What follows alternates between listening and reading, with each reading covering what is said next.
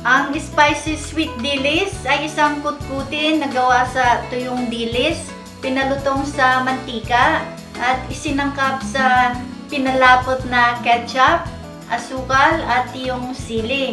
Ito ay may iba't iba ng pamamaraan sa paggawa, kung kaya't may kahirapan ng malaman ang orihinal at tradisyonal na paggawa. Ito ay isang pangkaraniwang kutkutin sa mga bayang malapit sa baybayin dagat at sagana sa dilis, kung saan ito ay niluluto sa asukal, toyo at sili lamang.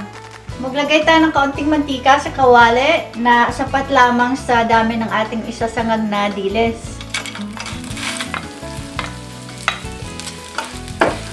Hindi kailangan lutuin ng matagal upang maiwasan ang pagkakasunog at maglasang mapait ang ating dilis.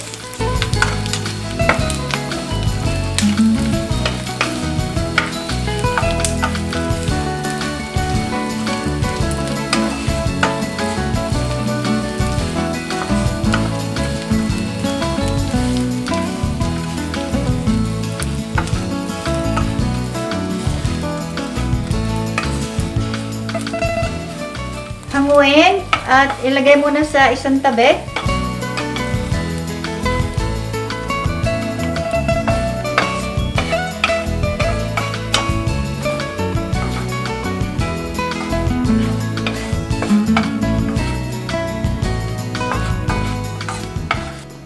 Ilagay ang ketchup sa isang lutuan.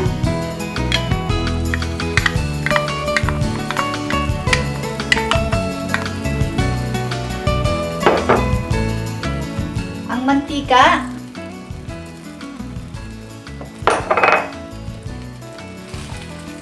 at ang asukal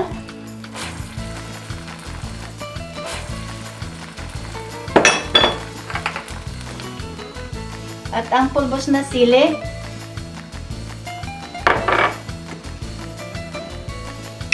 Ilagay ang salitre, optional lang ito, at haluin.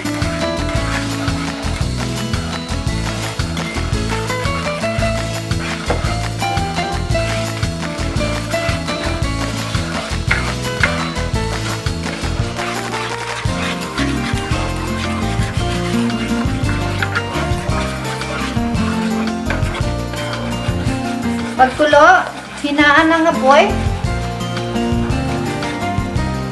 at ilagay ang dilis.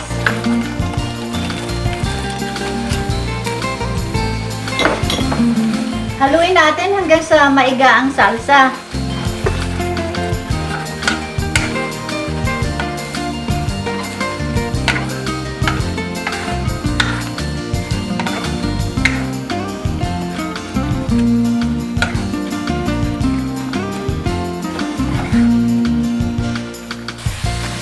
Ngayon, iga na ang salsa, hanguin.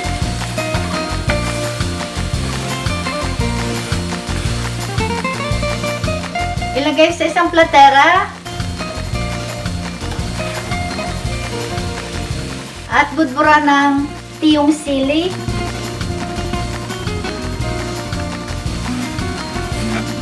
Ang recipe ay inyong makikita sa ibaba ng video.